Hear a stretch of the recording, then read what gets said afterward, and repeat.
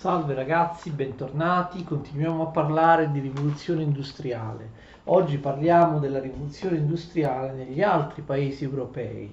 Abbiamo visto, detto tante volte, che l'Inghilterra si industrializza molto prima degli altri, già nel Settecento. Tutti gli altri paesi europei si industrializzeranno nel corso dell'Ottocento, con alcuni decenni oppure molti decenni di ritardo rispetto all'Inghilterra. Seguiamo il sistema di Rostov, i cosiddetti modelli di sviluppo industriale di Rostov. Rostov descrive 5 fasi dell'industrializzazione. È inutile che riparlo di tutti e 5 gli stadi di Rostov, del suo modello di industrializzazione. Sono 5 stadi successivi. L'importante è il terzo di questi 5 stadi, cioè il take-off, cioè il decollo industriale.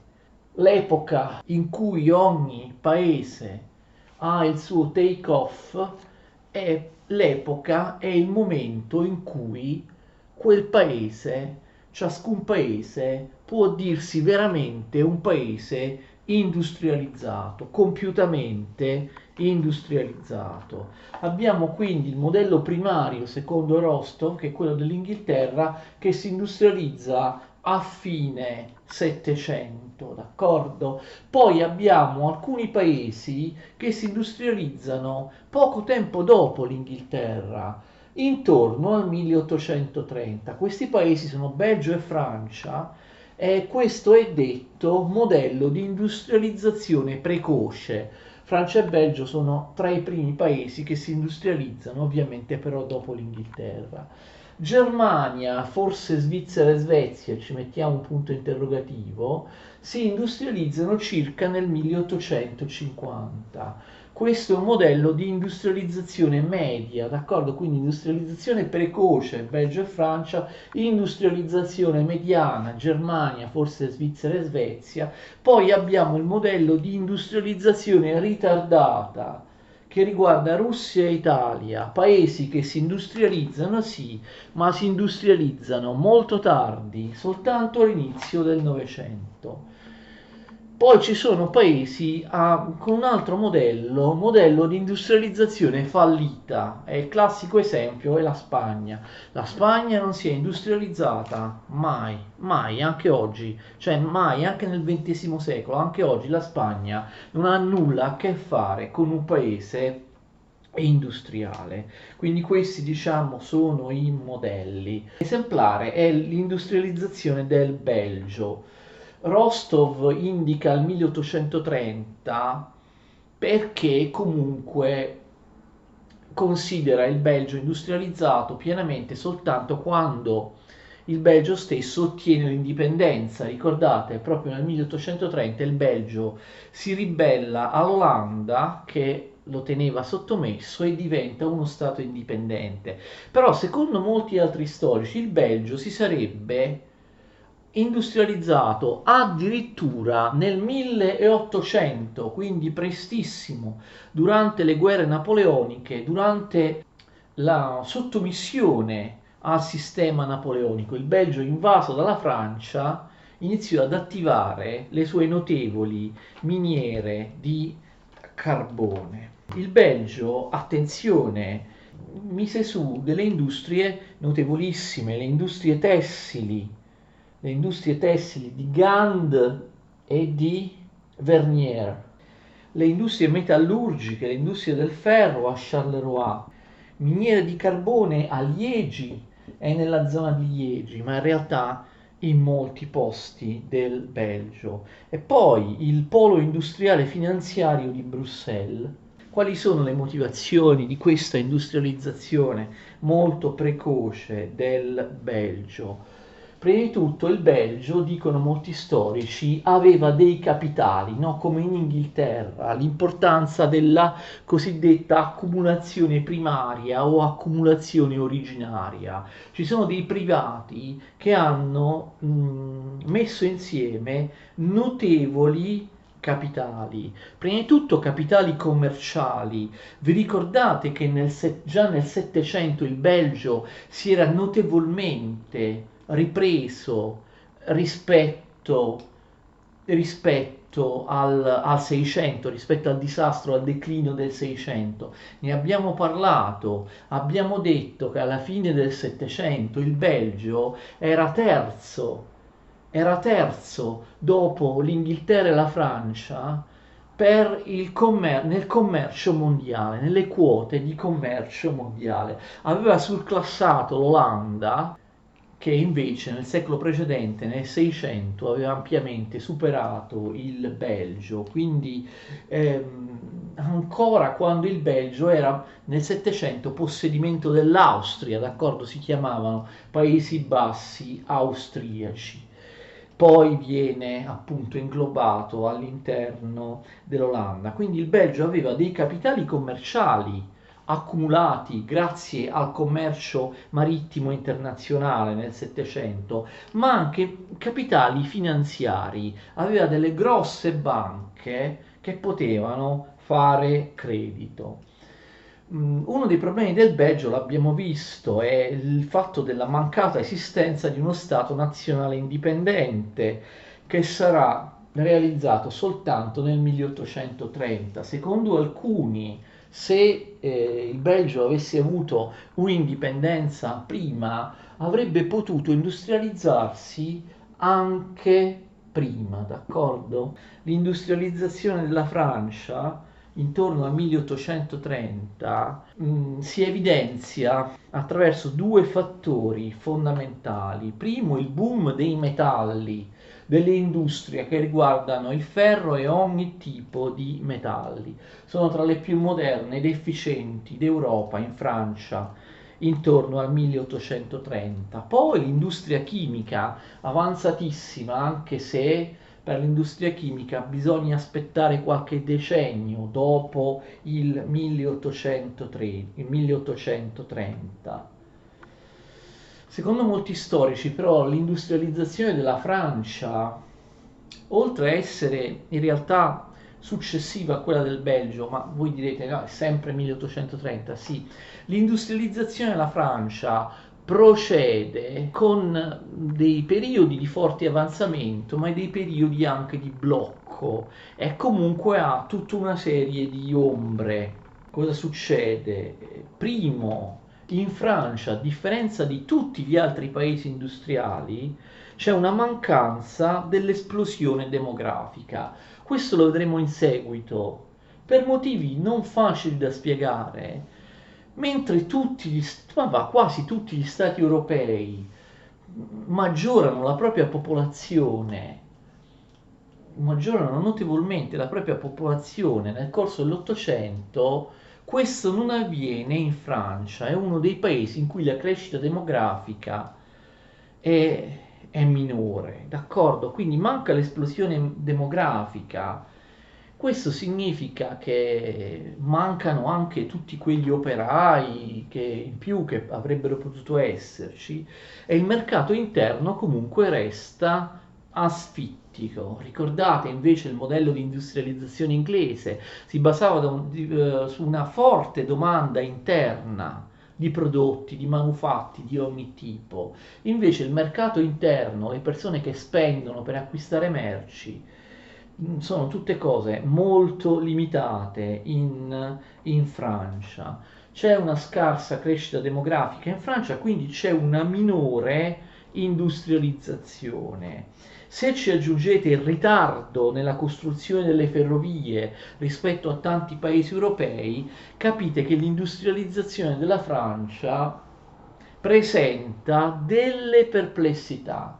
L'industrializzazione della Francia è piuttosto lunga nei decenni, certo avviene in maniera sicuramente avviene in maniera spontanea dal basso per l'interesse di imprenditori privati, però di fatto la Francia potenzia la propria industrializzazione grazie all'intervento dello Stato, cioè lo statalismo, lo Stato che finanzia gli imprenditori, lo Stato che dirige l'industrializzazione. Questo soprattutto a partire dagli anni 50, lo vedremo con il regime di Napoleone III. Napoleone III crea due banche pubbliche che prestano soldi agli imprenditori o che anche su impulso dello Stato realizzano tante industrie che sono di Stato.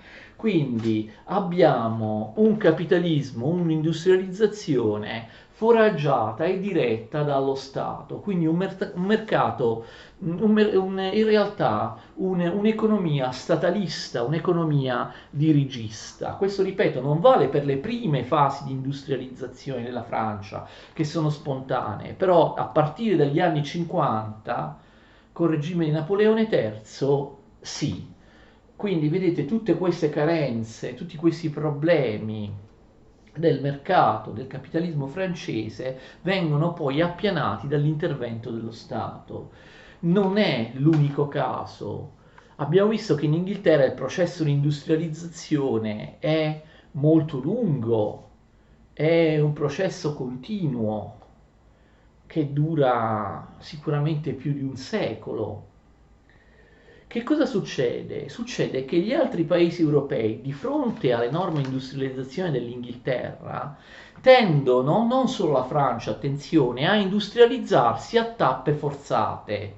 Vogliono realizzare ciò che l'Inghilterra ha realizzato lentamente, spontaneamente, senza l'intervento dello Stato, senza quasi che nessuno se ne accorgesse, in un secolo, in 2 secoli, vogliono farlo in pochi decenni, in pochi anni, perché vogliono, capite, recuperare il gap, vogliono recuperare il divario con l'Inghilterra. E quindi, a differenza dell'Inghilterra, molti paesi dell'Europa continentale si industrializzano grazie all'intervento dello Stato e delle banche di Stato.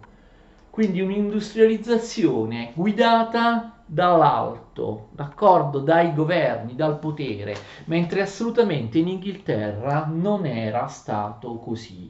Se noi vediamo la Germania, questo è ancora più evidente. La Germania ha lo stesso problema del Belgio, manca di una unificazione nazionale. Sapete che solo nel 1871 la Germania si unisce, però vi ricordate, ne abbiamo parlato in altre lezioni sull'Ottocento, la Germania ha lo Zollverein, l'unione doganale che permette libera circolazione delle merci tra i tanti stati e staterelli.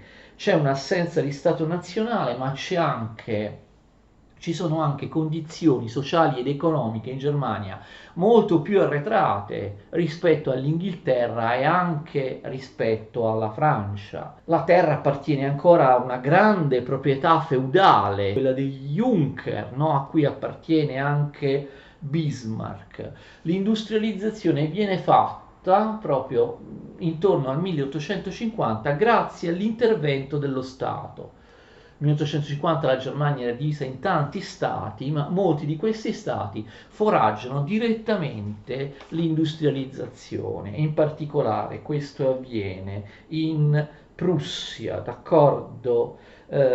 Il capitale che viene investito nelle industrie non è tanto un capitale di imprenditori privati, perché una borghesia capitalistica in Germania ha una presenza molto limitata, l'economia è ancora feudale e il libero mercato è ancora bloccato, d'accordo? Quindi succede che il capitale viene messo dalle banche di Stato, c'è una debole classe borghese, i capitali per l'industrializzazione li mette la Prussia, li mettono le banche di Stato. Quindi abbiamo ancor più della Francia, attenzione, un'industrializzazione statalistica, un'industrializzazione che non viene dai capitali e dalle iniziative degli imprenditori, ma viene realizzata dallo Stato e dalle banche pubbliche. E questo è il motivo per cui la Germania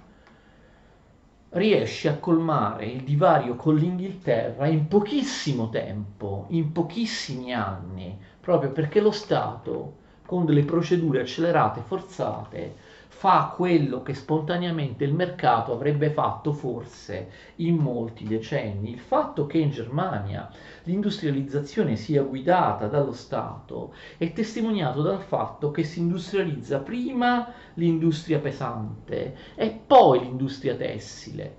Non è mai stato così di solito negli altri paesi industriali. Ricordate, il modello proprio primigenio dell'Inghilterra fa sì che prima si industrializzi l'industria tessile e poi ovviamente l'industria pesante. Insieme a Germania si industrializzano Svizzera e Svezia. Gli storici divergono su quale sia il periodo del take-off, del decollo industriale di Svizzera e Svezia.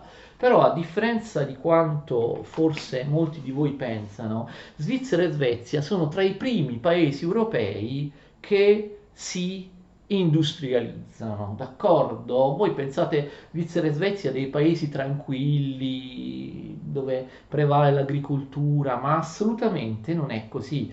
Svizzera e Svezia sono tra i primi paesi industrializzati d'Europa. In Svizzera l'industrializzazione portò anche a forme di sfruttamento molto grave, l'uso prolungato e durissimo dei bambini nei processi industriali in Svizzera. C'è una divergenza tra gli studiosi, se Svizzera e Svezia si industrializzano intorno al 1850 come la Germania, o se tutte e due, almeno una delle due, si industrializzi addirittura prima, oppure si industrializzano poco dopo. Per quanto riguarda la Russia e l'Italia, abbiamo un modello di industrializzazione tardiva all'inizio del Novecento. Io vi sto dicendo delle cose che poi comunque ripeterò in altre lezioni, quando parleremo nel dettaglio di tutti questi paesi. Non parleremo di Svizzera e Svezia, ma di Francia, Germania, Russia e Italia, sì. Quando parleremo di questi paesi nelle lezioni precipuamente dedicate ad essi nel corso della storia dell'Ottocento. In Russia l'industrializzazione è tardiva all'inizio del Novecento. Ricordate che la Russia era tutt'altro che un paese con un libero mercato, con una libera concorrenza. Vi era un regime politico arretrato, no? Quello dello zar, dell'autocrazia zarista. La terra veniva posseduta da un'aristocrazia tradizionalista e totalmente parassitaria. La Russia era ancora un paese semifeudale nell'Ottocento. I contadini erano ancora giuridicamente schiavi, non viene fatta nessuna riforma agraria, non vi è nessuna libera concorrenza, gli imprenditori sono pochissimi. Come si fa l'industrializzazione in Russia? Come già aveva iniziato a farla Pietro il Grande all'inizio del Settecento, cioè con la forza attraverso lo Stato. Si tratta di un altro caso di industrializzazione di Stato, industrializzazione che viene dall'alto. La maggior parte delle industrie appartengono proprio allo Stato, cioè lo Stato imprenditore. E tra l'altro con capitali che, non essendoci in Russia, vengono dalle banche straniere, soprattutto dalle banche francesi. Ci sono pochi gruppi industriali che costituiscono dei monopoli garantiti dallo Stato o direttamente proprietà dello Stato, senza libera concorrenza. Anche qui si sviluppa soprattutto l'industria pesante, data in particolare da cantieri navali e industrie di armi, concentrata in pochi posti. Una delle caratteristiche dell'industrializzazione tardiva è che è un'industrializzazione, si tratta di un'industrializzazione a macchia di leopardo, non diffusa in tutto il territorio. In Russia si industrializzano tra l'altro anche territori non russi, periferici, appartenenti a nazionalità oppresse dalla Russia nel grande impero zarista. Si industrializza la zona di Baku, dove c'è il petrolio, si industrializza nella zona degli Urali, dove ci sono le miniere di ferro, si industrializza la Polonia, nazionalità oppressa che ha sempre cercato di liberarsi dalla Russia anche nel corso, anche con una serie di rivolte nell'Ottocento. Si industrializzano le grandi città, le aree delle grandi città come Mosca e Pietroburgo e altri distretti industriali, però è tutto a macchia di leopardo. Gli imprenditori non ci sono in Russia, la domanda interna, la domanda dei consumi interni è inesistente. Quindi che cosa succede? Si produce per lo Stato, è lo Stato che mette su cantieri navali e fabbriche di armi, è lo Stato che fa le commesse a queste industrie, è quasi soltanto lo Stato, capite, che acquista queste merci. Si produce per lo Stato oppure anche per l'esportazione, quindi un modello industriale fortemente squilibrato, un'industrializzazione senza un vero capitalismo, senza una vera classe di imprenditori moderni, senza una libera concorrenza, senza una domanda interna, senza i meccanismi di mercato. L'industrializzazione tardiva riguarda anche l'Italia, inizio del Novecento. Si dice che l'Italia si industrializza realmente solo con Giolitti, cioè nell'epoca dei governi Giolitti, e noi parleremo dettagliatamente di questo ovviamente nelle lezioni dedicate al periodo giolittiano. Diciamo comunque qualcosa: l'Italia ha lo stesso problema di altri stati che abbiamo visto, non era unito nel corso dell'Ottocento, si unirà soltanto nel 1861. A differenza della Germania, dove tutti gli stati staterelli crearono almeno un'unione economica, un'unione doganale, eliminando i dazi, le barriere interne, facendo circolare le merci in tutta la Germania, questo in Italia non succede. I piccoli stati italiani preunitari pensavano solo a se stessi, non riuscirono mai a firmare un'unione doganale. È anche vero che l'Austria cercò sempre di impedirlo, però i sovrani assoluti degli staterelli italiani niente, non collaboravano assolutamente tra loro, non vennero costruite neanche le ferrovie, tranne in Piemonte, nel Regno di Sardegna, nel territorio del Piemonte, e in parte in Lombardia, piccola parte in Toscana. Il resto delle regioni italiane non aveva quasi per niente ferrovie al momento dell'unificazione del 1861. Le ferrovie in Italia, in grandissima parte, lo vedremo, vengono costruite dalla destra storica, dai primi governi del Regno d'Italia. L'Italia aveva anche lo svantaggio di avere scarse risorse naturali, praticamente non possiede miniere di carbone.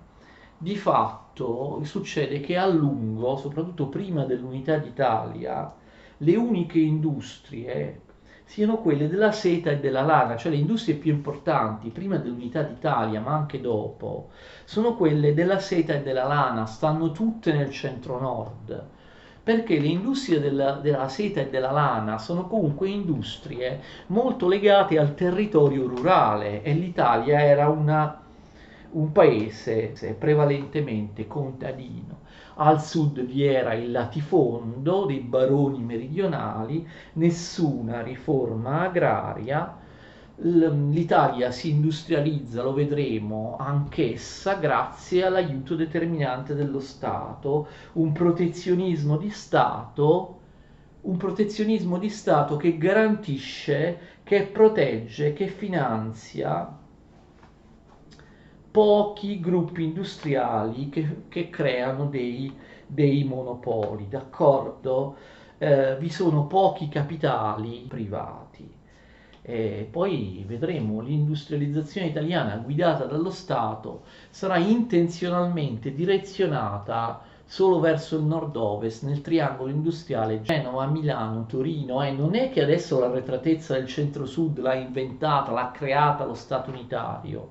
Il nord era già più, comunque un po' più industrializzato del centro-sud e quindi il nord era già avviato verso un'industrializzazione, era più facile farla al nord. Però certo lo Stato italiano, il Regno d'Italia, favorì in tutti i modi il triangolo industriale Genova, Milano, Torino, accentuando il divario tra il nord e il sud dell'Italia che già c'era prima, d'accordo?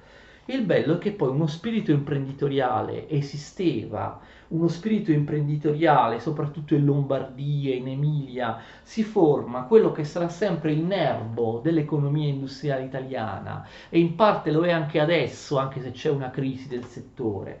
Cioè c'è uno spirito imprenditoriale dei capitalisti che rischiano creando delle piccole e medie industrie, soprattutto meccaniche e tessili. Abbiamo visto quasi esclusivamente al nord, ma incredibilmente non sono aiutati dallo Stato e dai governi. Non vengono aiutate, lo Stato aiuta da un punto di vista i grandi monopoli dell'industria pesante, una o due acciaierie, uno o due cantieri navali, una o due industrie metallurgiche, d'accordo? Anche quelli della barbabietola da zucchero che nessuno compra, vedremo.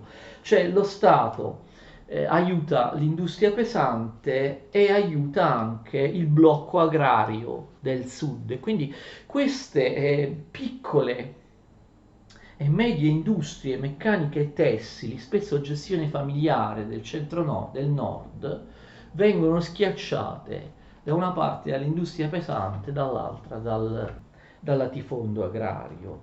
All'Italia, voi direte, va sempre meglio della Spagna.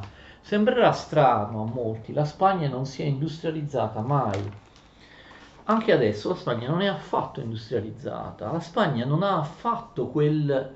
ha mai creato quel reticolo di piccole aziende manifatturiere dell'Italia o anche quelle industrie importantissime che poi vedremo, quelle dell'automobile, della macchina da scrivere, le centrali idroelettriche, tante cose che poi l'Italia fece soprattutto nel periodo giolittiano. La Spagna è passata direttamente da essere un paese agricolo, è passata direttamente al settore terziario del turismo, dei servizi, ma anche delle speculazioni immobiliari. Sono quelle le cose su cui anche attualmente la Spagna campa. Quindi fate attenzione, quando si parla.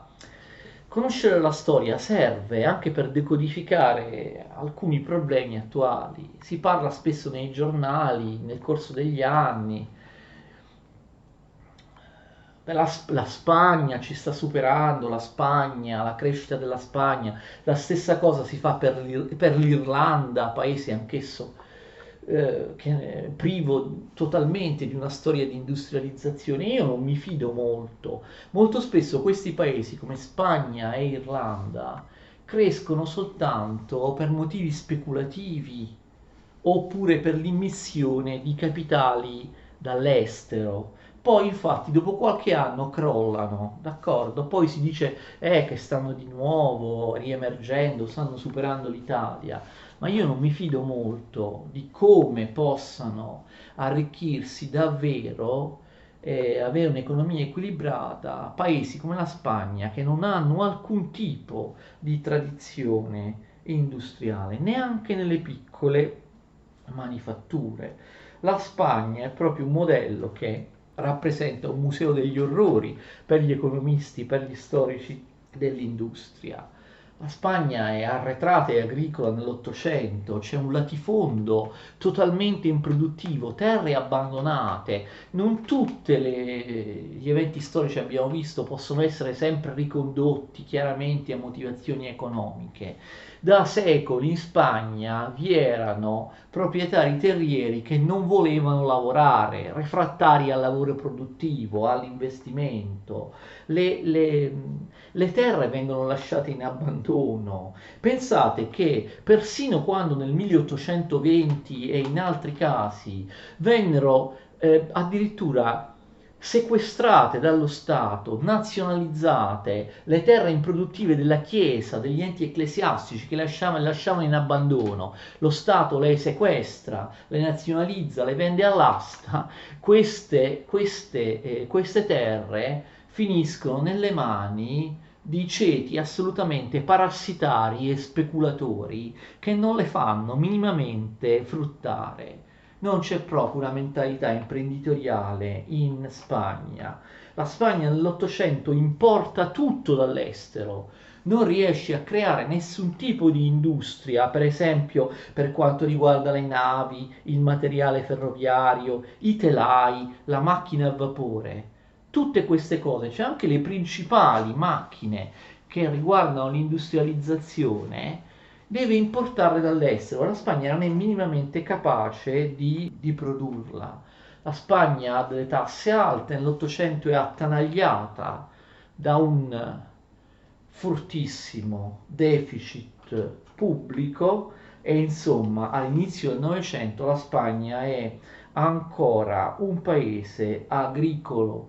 Pensate che all'inizio del Novecento il 70% dei cittadini spagnoli stava ancora nei campi.